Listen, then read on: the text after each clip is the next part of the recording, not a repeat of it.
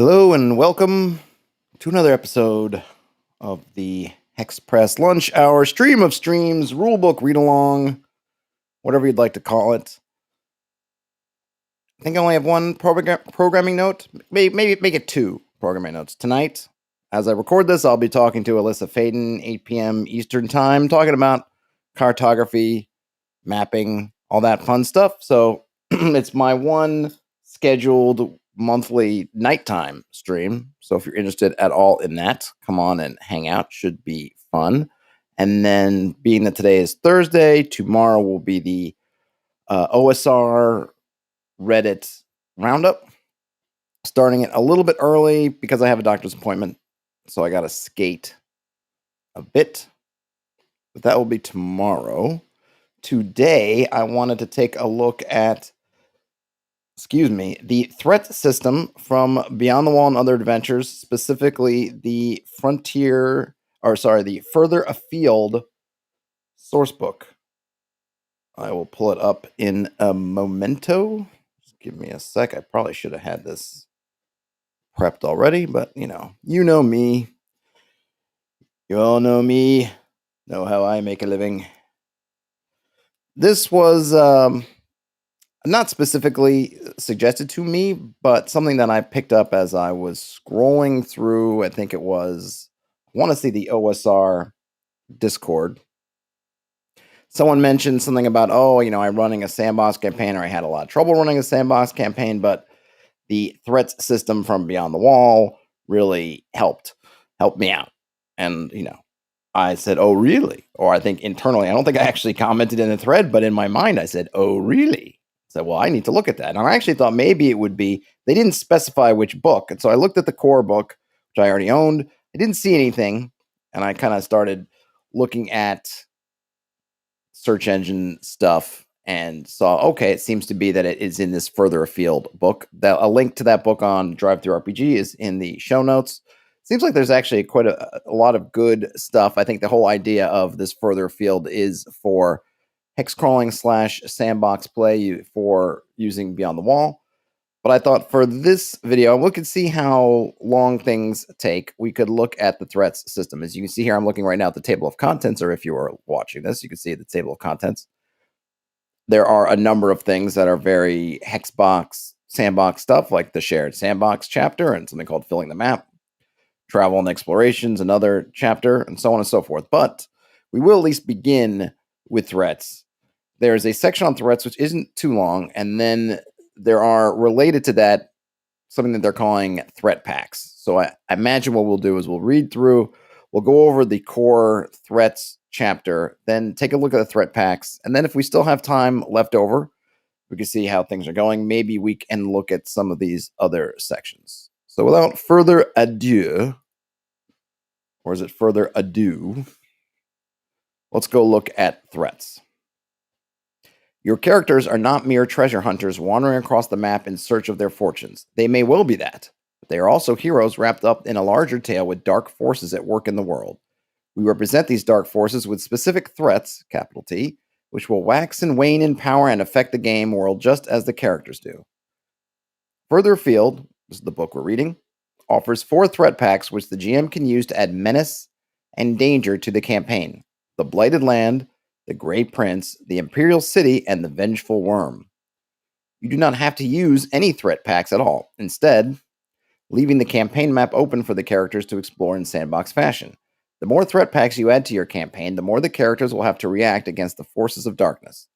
Players should not read the threat packs given on page 75, to avoid spoiling the mystery. So that is the core, right? Is that we're going to have this system of threats that we're going to go over, and presumably whatever these threats entail mechanically, you can essentially make an entry for them, maybe like a monster manual entry or something similar, perhaps, that has some details about a specific threat that you can then toss into your campaign. And what it seems to be saying is that these threats are somewhat active. They're going to be doing stuff, forcing the party to react to them, which seems cool and is something that I think is definitely useful in your Hexcrawl or sandbox campaign.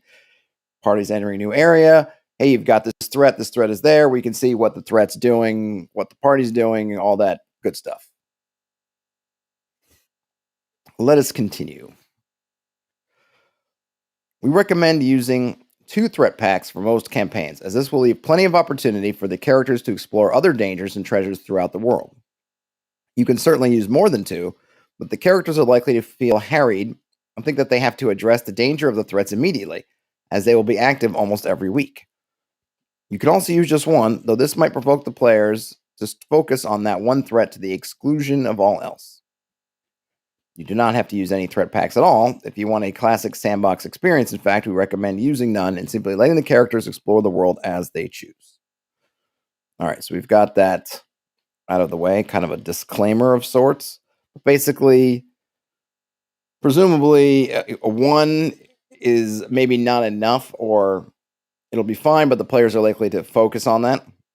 Having 2 means that they probably won't be able to focus on just 1, because they'll be pulled in different directions, and presumably that will still leave space for just stuff in the world for them to do and not feel like they have to continually just react to threats without any respite to do their own thing.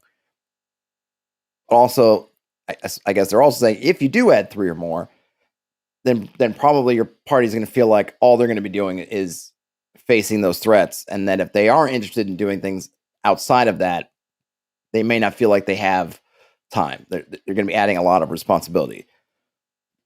So I guess we can look at that in a different way and say, if you want it just to be an open world sandbox where the player's just going to go on just discovery, and that's going to really drive the game, then just don't use any threats at all.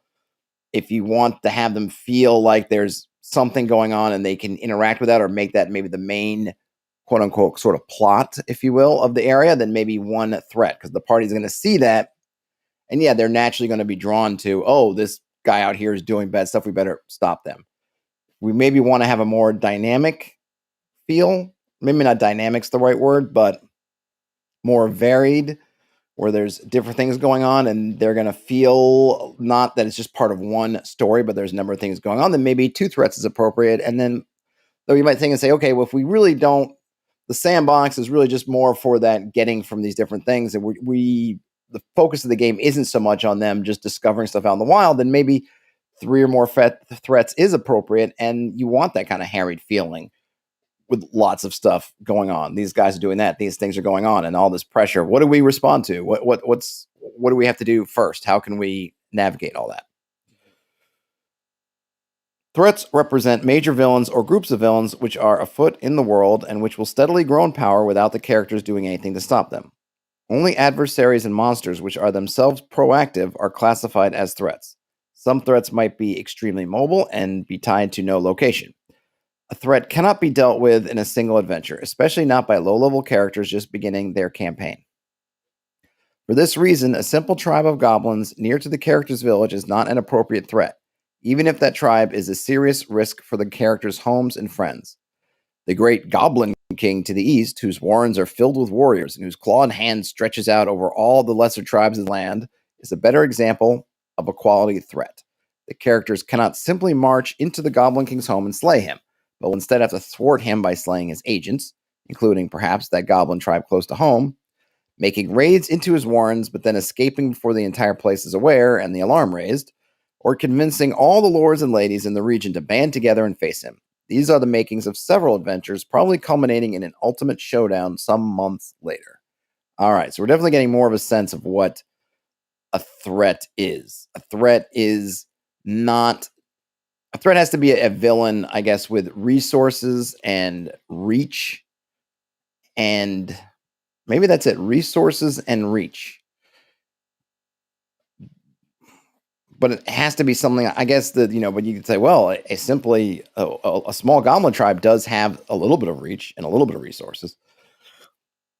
I'm not sure if there's a better way to quantify it, but I like how they're saying it here. It's I guess the most way to quantify it, is you're not going to be able to do it in one single thing. If you and your party of 5 and whatever you want to add to it can just go into a singular lair and take out the creature or take out this force, then it's not a real threat.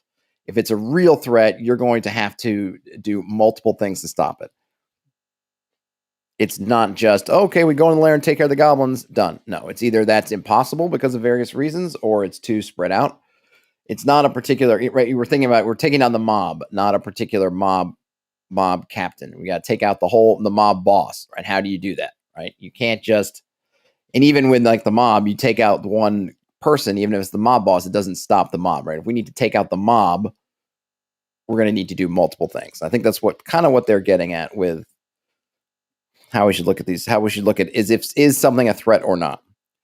Using threat packs. The threat packs you choose will affect the characters, their home, and the campaign map as a whole. Each pack contains information about how to use the threat during character creation and while the characters are making the campaign map. Or while the players are making the campaign map. All right, these are both cool things. So the threat packs aren't just things you're going to just drop on top of a campaign, but they actually help shape the campaign, and they will factor into backstories and such, which I like. The section of the threat pack dealing with character creation will direct the game master to insert details about the threat into the village. This could mean adding locations to the village map, giving the players clues as to what evil is afoot in the world, or changing NPCs indicated in the characters' playbooks. Now, it's been a while since I've read Beyond the Wall Classic or Vanilla. I want to say the village is kind of your starting location, your hub spot. Someone correct me if I'm wrong or I'm just misremembering. Finally, there is a new table for the players to roll on during character creation, which will tie their characters directly to the history of the threat. This table should be rolled at the end of the character's childhood background tables, meaning after their first 3 tables. Each player should choose one of the active threats to which their character will be connected and then roll on the table, which will give a penalty to an ability score, and then either a bonus to another ability score or a new skill. Every active threat must have at least one character with an attached history, but players may otherwise choose whichever threat they like. Something else which is nice, and right, not only are they mechanizing it, but they're requiring it, is there's got to be some attachment between characters and threats.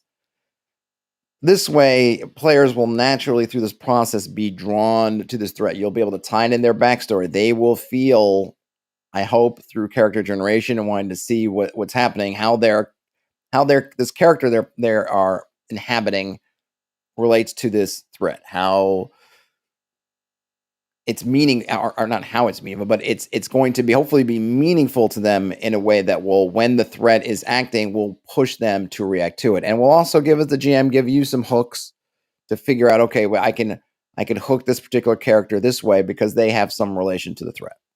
I think that's a good. The next section, which deals with the campaign map, will tell the GM how to work the threat into the major locations on the map, where to place any other important locations, and often where to place 1 or 2 minor locations. These sections give the game master a job to do in between the creation of major locations on the map. Sometimes the GM will have to embellish the players' locations as they go, so it's best to be familiar with the threats of the campaign ahead of time. It may be that you are adding a threat to a campaign after the players have already made their characters or after the map has been made. If this is the case, simply skip the bits you do not need and use the remaining resources in the threat pack. The rest of the threat pack is devoted to information about how the threat interacts with the world, how the players can defeat it, and sample monster stats appropriate for use with the threat. Many threat packs also contain fully fleshed out minor locations for the game master to place on the map where she sees fit. All right, so more stuff about what we're going to see in the threat packs, which seem excellent. I feel like I'm about to sneeze, but hopefully I won't. Eminence rating. Each threat is assigned an eminence rating. This is a number which represents how active and dangerous the threat is. This does not necessarily represent the power of the enemies in question, though that is certainly a factor. An eminence rating also takes into account the reach of the threat and the speed of its plans. The following table gives a brief description of what different eminence ratings mean. All right, so now we're getting into how we can classify these threats in terms of, I guess, their power level, or at least how close they are to doing whatever nefarious things that they're trying to do. Or is it nefarious? Eminence rating 1 to 2. This adversary only interacts with the world rarely and often randomly. It could represent a new power which is growing, such as a small group of bandits or rebels seeking to spread influence to the villages in the land, or a very powerful monster which only rarely leaves its home to pillage the country, such as a dragon emerging occasionally for food and plunder. That's 1 to 2. If they have an eminence rating of 3 to 4, threats with this rating are active forces in the world and are growing causes for concern. The Goblin King raising armies to the east and a coalition of pirates who have decided the region's coasts are nice sources of plunder would be appropriate.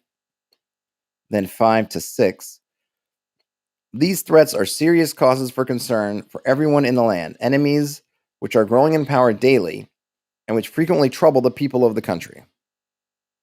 This might represent a growing alliance of barbarian kings in the north who are sending raiding parties with great frequency. Or it could represent the Goblin King preparing for a great invasion after some of his plans have come to fruition. And then Eminence rating 7 plus, 7 or more. Once Eminence ratings pass this level, the threat in question will become an almost constant source of trouble for the region, perhaps spelling its ultimate doom. Eminence ratings this high might represent an ancient and terrible Dark Lord who has fully amassed his armies and begun his conquest of the lands of men. I wonder who they might be alluding to there. I don't know. The threat pack will tell you what the threat's Eminence rating is, as well as when and how it might change. All right, so we're basically getting, essentially Eminence rating from, well, they just kind of show up every once in a blue moon and don't seem to have much of a plan, to, oh yeah, these guys have some kind of plan, but it's maybe in the early stages, to, nope, these guys their plans are in motion and it seems very serious, and then things are dire. It's so bad, that Sauron, right? This is the light shining up from Minas Morgul, and Sauron's armies are on the march. Weekly threat. At the beginning of every week of in-game time, the GM should roll a d12 for each threat. If the result is less than equal to its Eminence rating, that threat will become active in the world during that week, perhaps even attacking the character's home. All right, so I like that. So now we know what we're going to be doing with that Eminence threat. Obviously, if it's on a 7 plus, then yeah, they're going to be active most of the time. If it's just 1, then there's just a 1 in 12 chance they're going to be active. So this is good.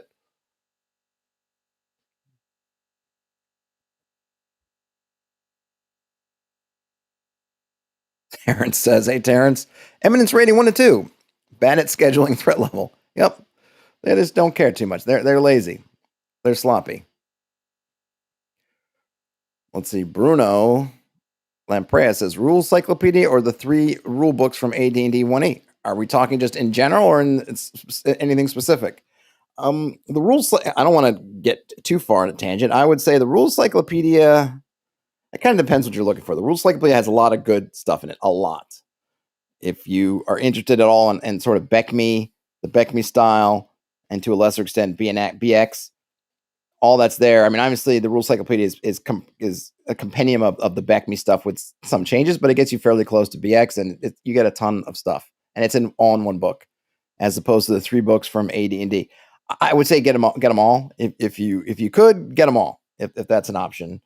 I think you can get now printed books or print-on-demand copies of Rules Cyclopedia from drive-through.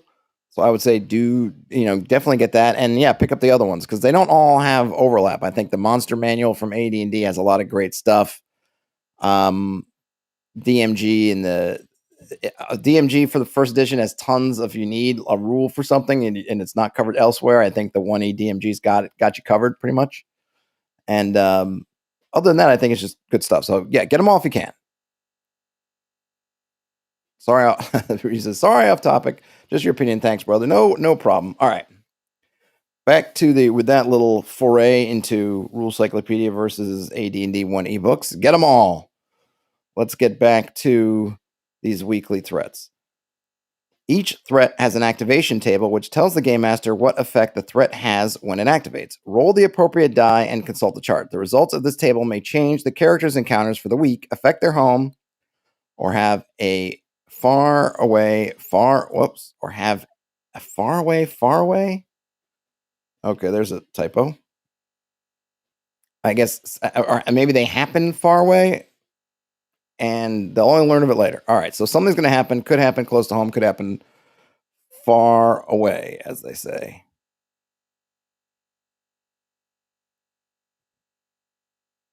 Hey, Ian, just arrived. This seems like something to put in a Hexflower game engine. Yeah, you probably could figure out how to Hexflower it. I bet you could. Let's see, those Eminence ratings. How many different ones do we have? 1, 2, 3, 4. Well, you could maybe split these up differently to get to, what do you want, 6 for the Hexflower? But yeah, you probably could figure out a way to Hexflower it. Absolutely. Look, Hex is in my name, so I'm always down with with a hex flower interpretation. So we're going to get some kind of activation table for these threats, which presumably will be in the threat packs. Since the GM is determining whether a given threat manifests itself at the beginning of each week, she gets to choose precisely when the result happens during the week.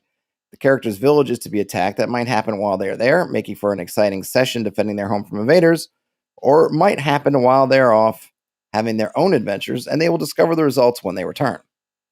If the result dictates that the characters will meet someone while traveling, the GM should feel free to work in this encounter when it seems most appropriate.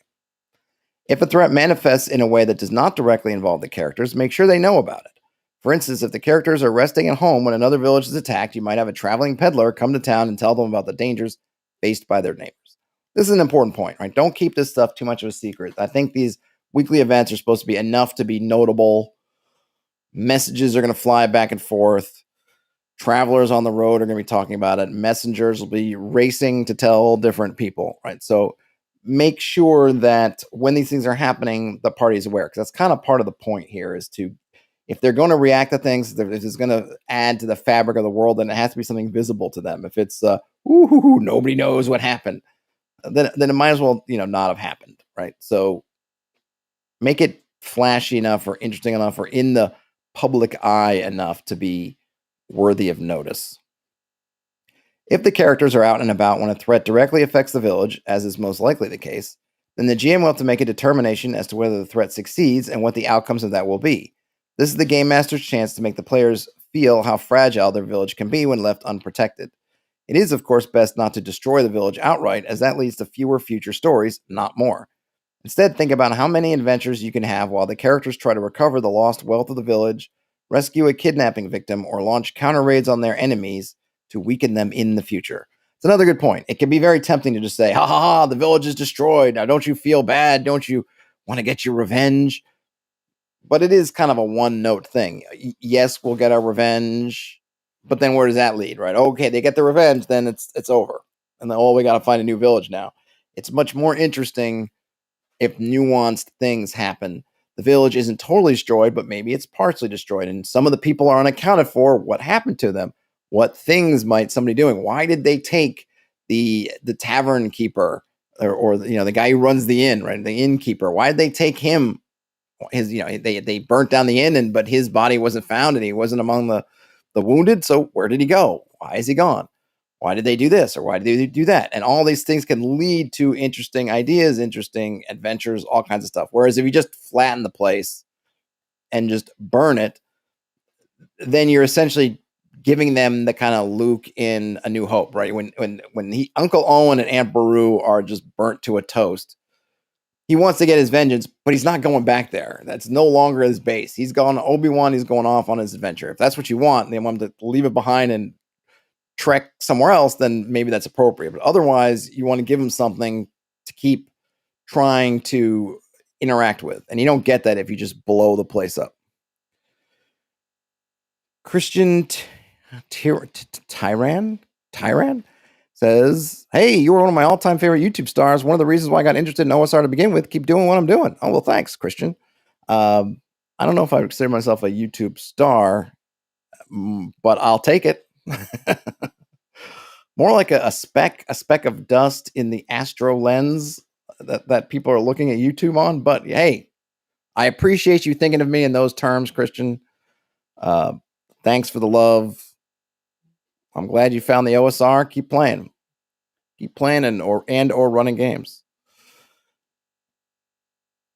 Let's see. Okay, that was that. So now we get a boxed text abstracting weekly threat. If the characters are engaging in a long period of downtime, perhaps while their mage is crafting a magical item, everyone is resting and recovering hit points, or just staying home for the winter and narrating their relationships and activities in the village, the GM might want to abstract weekly threats instead of rolling many times in a row. If so, simply figure out how often a threat is likely to come up and then use the expected value. If the Vengeful Worm has an Eminence rating of 4, for instance, then it can be expected to activate roughly once every 3 weeks. In a period of extended downtime, the Game Master can simply have the threat automatically activate every 3 weeks and dispense with rolling altogether. Then when the characters return to active play, the GM can resume rolling as normal every week. That's a good idea. When deciding how successful the threat is in this manner, you should also keep in mind how protected the characters' homes are. Did the characters led the building, or did the characters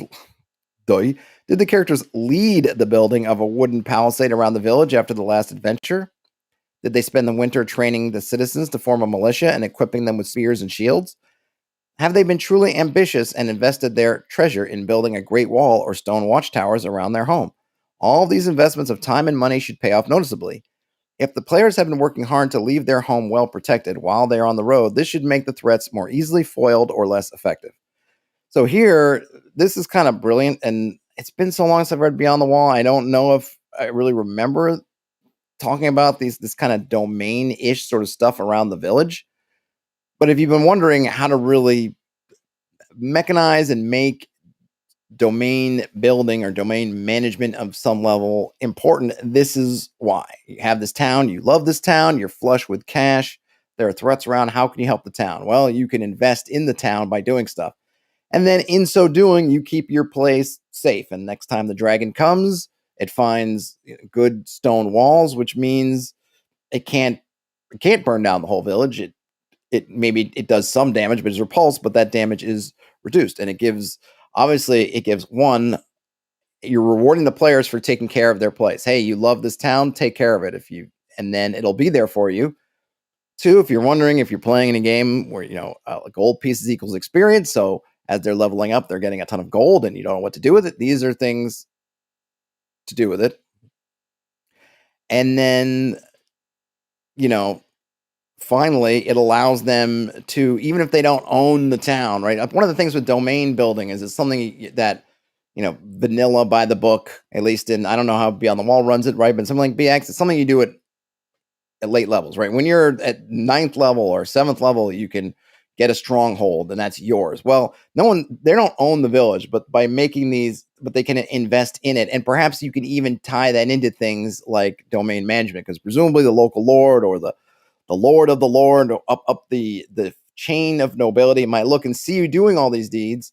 And then perhaps you get that realm to look over. You become, I now pronounce you, sheriff of this area, or maybe you end up getting yourself some nobility. So there's really a lot of ways you can factor this in and make it important. And of course, in doing so and having these things available, you can also hint to the party, you're right. Like, oh, we'd love to build these walls, but we haven't had the money for stone masonry for a long time. Oh, really? Because I've got, how much is it? Because I got 10,000 gold. And if you use a renown or similar kind of meta currency or anything like that, then that's a way that you can have them spend this money to get renown, which helps the village and gives you all this stuff, right? And that stuff gets tested. It's not just for looks.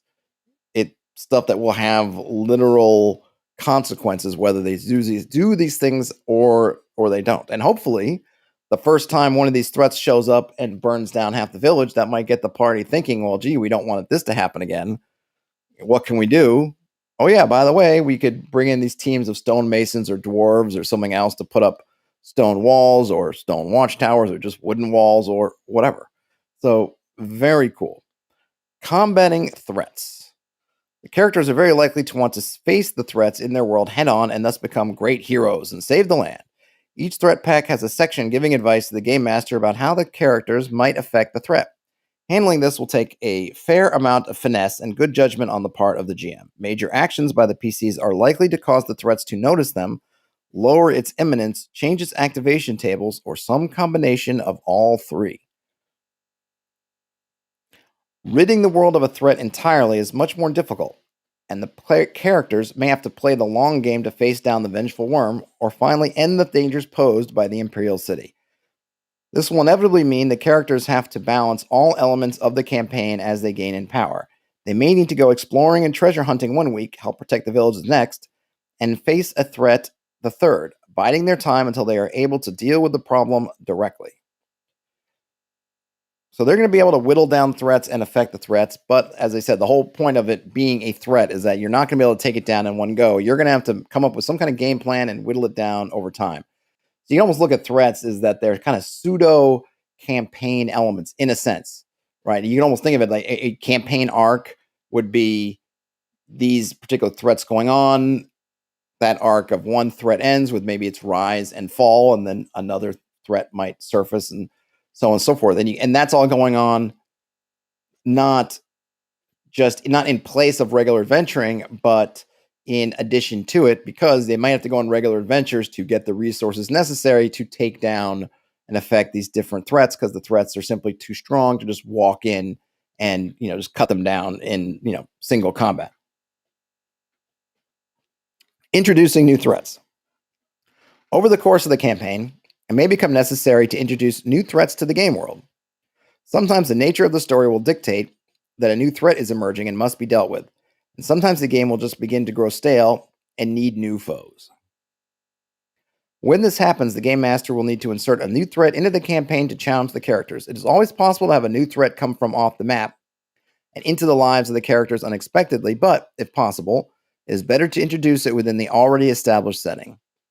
It might well be possible to work the threat into the existing map, even if the characters have been exploring it for some time. Look for ways to turn existing problems or local villains into campaign-shaking threats.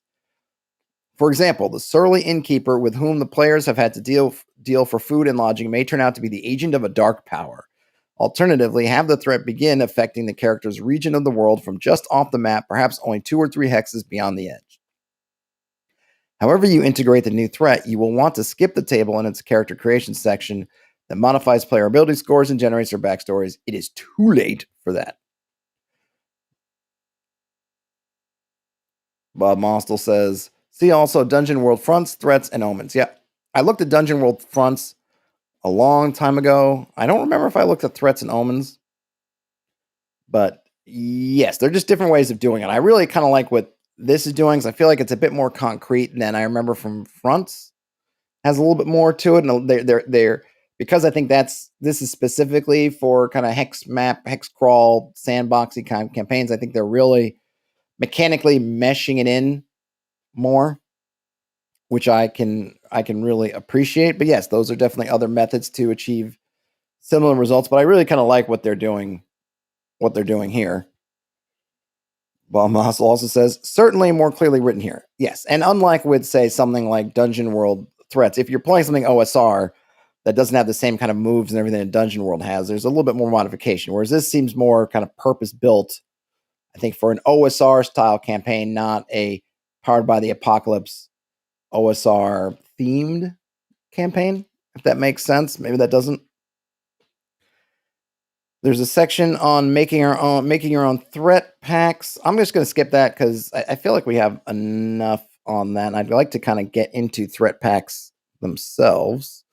All right, so that's that. I guess let's skip. All right, we got stuff on treasure, magic items, all kinds of good stuff. But I want threat packs. Where are my threat packs? Did I pass it? No. Here we go. Threat packs and play aids. All right, so the first of our threat packs is the Blighted Land. Something horrible has happened to the land. An ancient and terrible ritual has been found and cast. The ritual causes the land to grow dark and twisted, poisoning and killing all within, and forcing the dead to rise. Worse still, the blight spreads, devouring all life in its path. What could have caused someone to become so desperate as to turn to such magic? Well, who knows? Who knows what darkness lies at the heart of man? This threat pack provides an insidious and frightening adversary which corrupts the land itself and can spread to all parts of the map. It is easy to ignore, or even be unaware of at the beginning of a campaign, but is certain to force the characters to act eventually. It is a good choice for players interested in adventuring far from home who do not mind traveling to the most dangerous of lands. So now for the character creation stuff, which I think is fascinating because I really like the idea of having some of these, not only just having them ready for when the game starts, but kind of like I mentioned when they first posted this early in the rules, that your characters are going to be tied into this threat. So they will have connections that'll be built in, purpose already laid for them to interact with these different threats. And of course, hooks for you to pull on and tug on individual characters about, hey, this thing's happening. and you're related to it. It pertains to you. During character creation, the Blighted Land ritual is a terrifying and dark magic, and only a very desperate soul would turn to it. While they do not yet know it, the characters are only a step or two removed from the wicked sorcerer who has cast the ritual that is now poisoning the land. The second NPC mentioned during character creation is very closely related to the sorcerer responsible for the blight. This NPC may be the sorcerer's sibling, spouse, child, or rival. Make a note of this NPC so that you can figure out the relationship later. So I'm not intimately familiar with creating characters for Beyond the Wall, but I'm guessing that at some point you get maybe some contacts or some kind of relationships to NPCs. So here they're saying that whichever NPC you come up with during character creation, and this is not a bad thing even if you're playing just ye old OSR games, to give the characters some individuals, some NPCs that they know somewhere, either that are positive, supporting them, or negative as rivals. And in this case, we're taking one of them and saying, yeah, they are somehow related to the sorcerer behind the Blighted Land ritual. Furthermore, the ancient ritual was actually discovered within the character's home village. Choose one of the places the players add to the village map or make one up yourself. That location contains an ancient, hidden library, probably buried beneath it. Most of the contents are now missing as the sorcerer has taken them, but there may be a few choice bits remaining, and the empty library may provide clues as to who took the documents and cast the ritual. The proximity of this terrible necromancer's library has haunted the characters' village since their childhood, and the characters have likely experienced hauntings or other disturbing things because of it. Interesting. So more things were tying it into the village. I like the idea of this ancient library that's buried under somewhere or hidden within somewhere. Is this the one thing I'm not sure, is this to mean that as game starts, that library has already been discovered, that is the ancient ritual site, or if it's hidden still? And then finally, at least one character should make a roll on the following table as their fourth roll during character creation. Okay, well, again, I'm not familiar with all the rolls happening during character creation, but we get this character history table, which essentially is a 1d6 table of how this threat has affected the development of the character. So in this case, how did the curse of the Blighted Land affect your childhood? And we have one column with what that effect was, and then another column that has a mechanical consequence. So, for example, rolling a 1, we get one night after one of your elderly family members died, you saw him walk again, but shut your eyes tight and told no one. And if you get that one, you lose 1 strength, but you gain 1 wisdom. 2, a battle-scarred group of adventurers came to town and were looking for something. You were impressed with them and listened to their tales in the inn. You lose 1 wisdom, but you gain the skill Forbidden Lore. 3, ever since being visited by the dead village elder one night while you slept, you have seen things on the edge of your vision. Kind of Constantine-esque. You lose a charisma, but you gain the second sight cantrip. And then we have 3 more. So those are very cool. I really like this idea. Even if I wasn't using a threat, I would love to have some idea of some kind of table. And I've dallied with something similar to this. I'll have to revisit it because this is kind of got my juices flowing. Something. Don Rossavelli is here. Hey, Don. Don says, I'm just working and listening. I will rewatch later. Thanks. Hey, you're welcome. Yep. Feel free to rewatch. It'll be up on the tubes and elsewhere. And probably in a month or two in podcast form as well. Okay, so we've done that stuff. So now we move on the campaign map. After completing the campaign map, the GM should choose a hex at a far distance from the village to be the center of the blight. Perhaps this is an inn near the crossroads or 2 major trade highways or a hamlet just outside a major city. This was the site of the dark ritual and the permanent dwelling of its cursed caster. That hex and every adjacent hex is now blighted. The characters should not know the location of the blight at the beginning of the campaign. All right, so that is definitely different than that location that they mentioned earlier. So that's very much separate from the library or whatever thing. The GM should also place 2 minor locations on the map. A hex adjacent to the character's home village will be the site of the Forsaken Village minor location. 1 hex within the blight will contain the Dried Lake. Both of these minor locations are described in full below. So the threat is also just in the prep for the threat, is altering the landscape. The ritual. Perhaps the most insidious thing about the Blighted Land ritual is how easy it is to cast. Anyone schooled in magic can learn the ritual and curse the land itself should he be desperate enough. It would be a truly terrible thing if someone else were to create a second blight elsewhere on the campaign map. ... Is that like a threat or a suggestion to the more murder hobo-ish players to start unleashing blights upon the land? And here we have the spell. It's a level 1 ritual. It's got long range, instant duration, no save. I'm not going to read through the whole details of the spell, but it is simple. Where would one learn such a wonderful spell?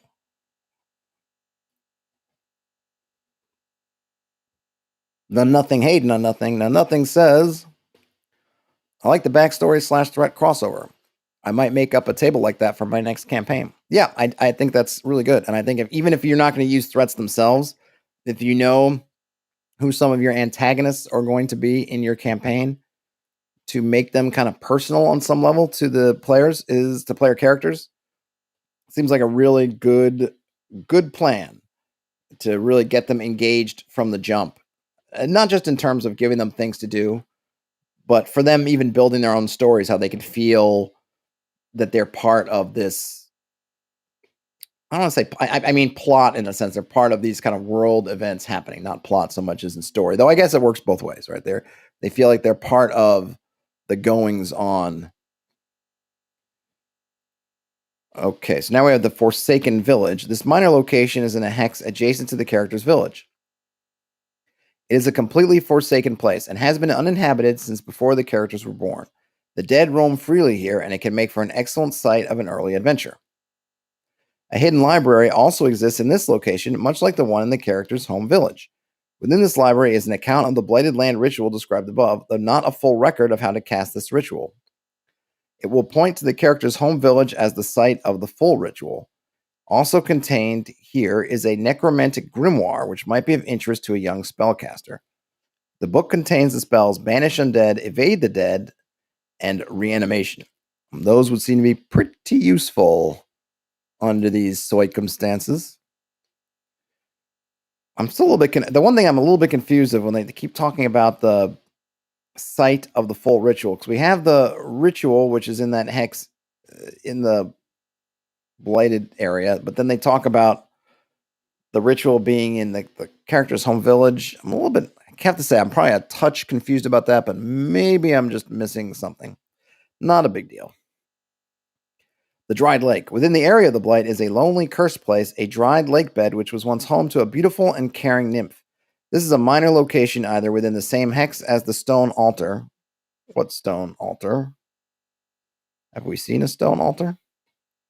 Or one directly adjacent to it. The nymph has been driven completely mad by the dark magic of the blight and wanders near the dried lake, attacking wanderers as the whim takes her. We got some, just saying, use some stats from Beyond the Wall. She could perhaps be healed of her madness and turned into an ally. Because of her strong connection to her lake, this location can be healed within the blight. To do so requires a skin of pure water from a fairy spring and the casting of the level 2 ritual, Cleansing Ritual. So we got a lake, we got a crazed nymph, but there's some possibilities there to potentially gain an ally and also to kind of unblight that area. It would be interesting to know a little bit more. I suppose we as GMs could figure it out. What if you do that? What is your gain? I mean, obviously there's the gain of, hey, we're fixing things. We're heroes, right? We're fixing things, but it might be nice to know if you are able to remove that blight from the lake and save the nymph. Maybe it makes for a safe haven if you need to rest. Things from the blight aren't going to come in there, or something else. Or she'll give you something, or maybe there's something, whatever, right? It'd be nice to know, okay, there's something, how does that tie in, essentially, other than, hey, you just did a good deed. Not that there's anything wrong with doing good deeds, but of course we can add that in ourselves. Now we get to the Eminence and schemes. The blight grows slowly, flowing in a nightmarish pattern not visible to mortal eyes. So I'm guessing we're going to be at a low Eminence. If not stopped, it will eventually cover the entire land, though it will take some time to do so. When the blight spreads, all affected hexes become part of it and immediately cease to be part of any other region. When starting a new campaign, have the blighted land threat begin with an Eminence rating of 3. If the new blight occurs during a campaign, it should begin with an Eminence rating of 1, as described in the text for the ritual above. The blighted land uses the following activation table. So we got a D8 table of, calling it threat effects. So recall, we're starting out at 3. So every week we would roll a D12, I think it was. If we get 3 or less, then one of these threat effects will happen, and we can roll this D8 and see which one we get. Let me just take a swig of Spindrift, strawberry lemonade flavor for the working man. I don't know why I'm so thirsty today, but I really feel parched. Okay. Here's our 1d8 results. The blight does not grow once it's on a 1, but becomes stronger. Increase the blighted land's Eminence rating by 1. 2, the encounter chance while within the blight permanently increases by 1. If there's already a 6 and 6 chance of encounter within the blight, increase its Eminence rating by 1 instead. 3 to 6, the blight creeps outward. Choose one random hex on the edge of the blight. All previously untainted hexes adjacent to it become part of the blight. 7, determine a random hex edge. Every hex within the blight grows 1 hex in that direction. Oof. 8, the blight spreads very quickly. All adjacent hexes become blighted. All right. That is cool. And now about the blight itself. Within the blight, streams run dry, plants wither, and the living grow sick before their deaths. Packs of mindless undead wander, seeking the warmth of the living, and direction becomes strange and meaningless. It is the land of death, and only the foolish wander there. All hexes consumed by the blight become part of this region and gain the encounter table below. At the center of the original blighted hex sits the dark altar used in the ritual. This place, most of all, is characterized by rot and decay. It is held together by spite alone. This is where the caster sacrificed his life, and here, within one of the ruined buildings of the site, the curse must be unmade. Only the Blighted One himself roams here. Somewhere in this hex is hidden the Blighted One's diary. This could be a literal diary or some other record of the Blighted One's pain, like a poem, a woven tapestry, or even a song written in the cursed region.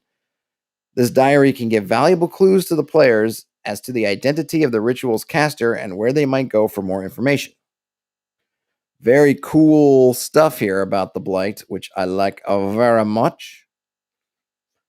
And now, I guess what they would be calling the terrain type, or they're calling it a region, right? So everything in the blight becomes part of this region known as the blight. I think regardless about whatever kind of terrain it was before, if it was forest, if it was grassland, if it was hill country, whatever, after this, it's considered blight for purposes, I guess, of doing all the your sort of hexcrawly stuff. Of this region, it is said, this region always counts as difficult terrain, even if on a road. All living creatures traveling in the blight must make a saving throw versus poison each day or lose 1 hit point. Any creatures who die in this way return as undead and wander the blight forever. Furthermore, there is no easy sleep in the blight, and so characters may never recover hit points from rest while within the region. Ooh, that is brutal. Hunting and foraging are impossible within the blight. Also brutal. The starting encounter chance in the blight is 3 in 6. And we're given a table of encounters, which is a D6 table. Number 1, or on a roll of 1, lost. Make a wisdom check to find the way or lose a day wandering aimlessly. That's pretty tough. Obviously, and if you're using your own kind of hex crawling rules, you might not want to use lost. You might want to do something else. But there it is, because they do say, right, that direction becomes all weird. So you can't just rely on whatever your normal exploration methods were. On a 2 to 3, we get the Walking Dead. Make a wisdom check or to avoid being surprised by a group of 2d8 skeletons or zombies. On a 4, we get rot. Make an intelligence check or lose half your rations to rot and mold. Oof. 5 is sickness. Make a wisdom check or lose an animal or hireling. Ouch. Finally, 6, lost traveler. Make a charisma check to befriend a desperate traveler trying to find his way out of the blight. I presume that instead of making these checks, you could use saving throws. However much you see fit. I'm less interested in the mechanics of the checks, right, than just kind of the flavor of what we're getting. So you could become lost. You could face the walking dead. You could lose supplies to rot. You could lose an animal or hireling to sickness, or you could find a lost traveler. The one thing that's interesting is that there's no particular benefit to the lost traveler. You help them out. Well, I mean, not that it has to be necessarily a benefit, but I always kind of feel like maybe it helps you in some way. That doing this good deed, saving someone from the blight, bolsters you in some fashion. But I suppose if you're playing with something from like the One Ring, some concept of hope, then maybe you could say, hey, you gain some hope. Player actions.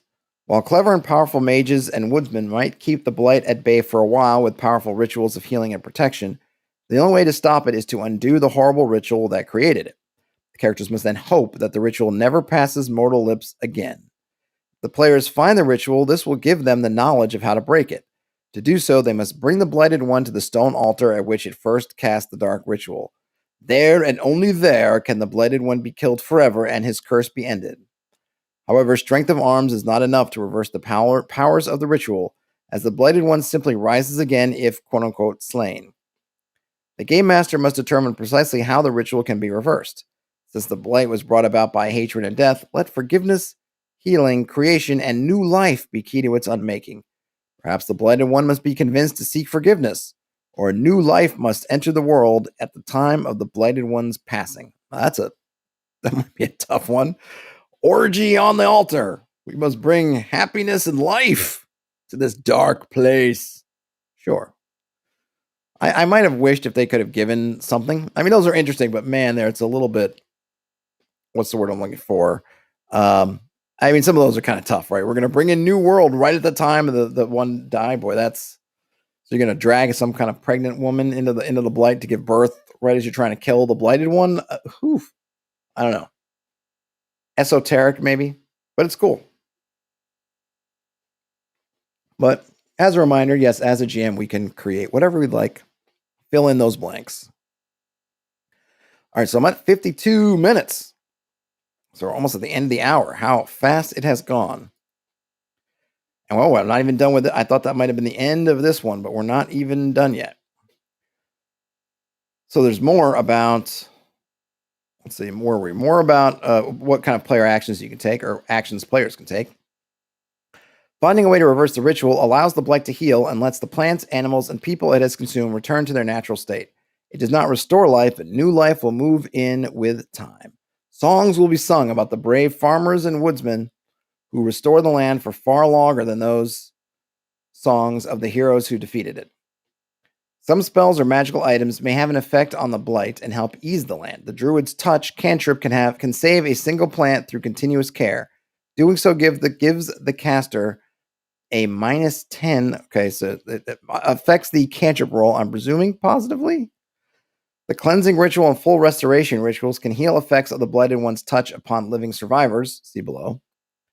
The perfect health ritual. Okay, so basically, if you're playing in a non-Beyond the Wall, right, OSR game, you'd want to go through and see which spells might be effective against the blight. Maybe that's the takeaway here, rather than me just rattling off specific spells that I'm not familiar with. I'm just giving some more of those. Other magic items or NPCs may be able to affect the blight in similar ways, though they will not be able to cure it completely. It is possible that the PCs can gain allies throughout the land who can give them magical spring water to assist in their fight, or perhaps convince a group of simple halfling farmers to help cultivate the wounded lands, which will not grow under ordinary circumstances. I'm not sure why halflings, but maybe that's a Beyond the Wall thing, sure. We get some NPCs and monsters. I'm not going to go through their stats because they might be sort of, presumably they're Beyond the Wall centric, which means that I'm not overly familiar with them at this time since I have not reread Beyond the Wall to get acquainted. But we've got the blighted one. We've got some blighted pants, blighted plants. There might be blighted pants out there. Any Gap stores within the blight only will sell blighted pants, and if you try them on in the changing rooms, you will not be able to take them off. And if they are stonewashed, you die immediately. Okay. Blighted plants, black puddings. Ooh, we get a nice little sort of a sheet, a one-page little reference, a reference sheet for the blight, which I am super down with. Which gives their imminence, their threat effects. We got a list of clues. We got a breakdown of the denizens. We get the effects of the blight, and we get spells against the blight. That's super handy. And then the encounters even has that blank in 6 because we might need to keep adjusting that as the imminence of the blight increases. So that was the blight. I definitely do not have time to read through a whole other threat pack. But what do we think about these threat packs? I mean, I think it's really good. And I could see, even if I don't want to use this particular one, this is a great example of how you can create a reference for an antagonistic force in your game. It's got, via that threat system, we have some mechanics. How do they activate? What do they activate? Then, then we could look at, okay, these effects, what are the activation doing? This example gives us a formula for how some of those activations raise the imminence level, which means they're more often activate in the future. Then what kind of things, the blight is an area. It might be good to look at one. And if I had more time, maybe on another stream, we can look at one because this one is geography based. So some of the things I'm sure are going to be different when we look at something that might be organizationally based. But of course, if you grab the book, and like I said at the beginning, link to it on drive-thrus in the show notes, you can go through and see it. But it gives you this nice template for these are things you should be thinking about in terms of your threat. How powerful threat is it? How fast does it move? What are the kind of things that happen when it does move? The threat effects are a little bit different than the fronts because, at least in the example of the blight, maybe because it's simple and just like I just said, maybe one that's an organizational one that has more goals oriented will be more similar to fronts in that it's got specific goals it's going after. This is more just the spread. And if they have specific goals, maybe we would say they're just, we're, what's the word I'm looking for? Why am I losing my mind? They're abstracted away. So we might look at something like if instead of a geography, we had an organization, maybe we would look at the influence, let's say, of a thieves guild. So what is that when it gains influence over a town? In this case, in the blight sense, it just takes over. The blight absorbs a town and the town is just blighted. But maybe with the thieves guild, the thieves guild influence has absorbed this town. What does that mean? Well, now it's gained influence. What does that look like on the ground level? Maybe they did assassinate somebody. But whereas in a front, I might write down assassinate the cleric of the church of whatever in this town. Here, I'm not worried about that. I'm more worried about, okay, this is that the effect of is that they've gained influence in the town. And then if I get that event comes up, then I can think about in the moment what that means. And if that means that they try to assassinate somebody, if the players are there, then they may be able to prevent it, right? Then I can kind of deal with that. But I'm not tracking the specific things so much as a more abstract, high level, this is what they're trying to do. Obviously, if I had a chance to look at one that was organizational, we could take a look at that. And, let me know in the chat or in the comments later if you feel like, yeah, it'd be cool to look at more of these threat packs. I haven't looked on drive-thru to see if they've released even more threat packs. They have a bunch of free and a couple of pay what you want supplements that might have stuff in there. This supplement I just bought it this morning, and thanks to patrons and other supporters who allowed me to have the money to buy this. I believe it was $6, $5.99 on drive-thru. It's not on sale or anything at the moment, so $6. Oval Team Patrol says, I like it. Makes a good format for creating your own threat. Yep, absolutely. I like that a lot. Now, nothing says I like it a lot. Good mechanization of having active enemies. It would make a dynamic hex crawl. Absolutely. I totally agree. I think it's really cool. And even though I didn't read through their specific section on how to build your own threats, I think we can kind of see from that example kind of what your threats would be like. Let me know if I should check out more of them. This one is further afield. I think that threat system, if you're thinking of running a Hexcrawl, you're already running a Hexcrawl, and you're thinking about how you could put long-term adversaries into your campaign or onto the map, into your sandbox, and want some mechanics and methods for both tracking them, determining what they do, figuring out kind of the schedule of when you're going to make those rolls. It seems to be a pretty easy system to do that. All you really need to do is create that threat pack, which isn't too involved. I mean, obviously the one that we read, it's written for distribution, so they have to make sure everything's clear. If you're just doing this for yourself, you can put in whatever shorthand makes sense to you. We've got the mechanics on the threats. You're just making some rolls every week of game time, which I think is fairly easy to track. And yeah, you just add it in there, give it some ways to, or create that threat table and rock and roll. So yeah, I think that's really cool, and I will definitely be taking ideas from this. I think there's a lot of good stuff. 2 thumbs up from me in terms of this. It's a very nice system. Thanks to the person whose name I can't remember on the OSR subreddit for commenting about it and putting it in my line of view, my field of view. All right, folks. Just to reiterate, if you're watching this live tonight, I'll be on with Alyssa Faden at 8 p.m.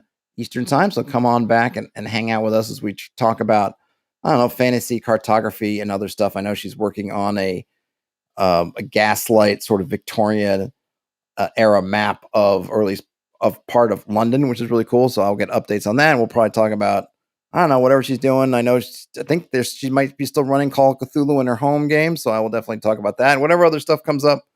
Then tomorrow it's the OSR Reddit read along. If you can give this a thumbs up on your way out, I would appreciate it. If you found yourself in here and you're not subscribed, this is what I do. So if you like it, subscribe. I don't bother much. I just kind of make stuff like this and talk about stuff like this. Don says, thanks. Hey, thanks for hanging out, Don. Everybody, I will have a great rest of your afternoon, evening, whenever you're watching or listening to this, and I'll talk to you later. Peace out.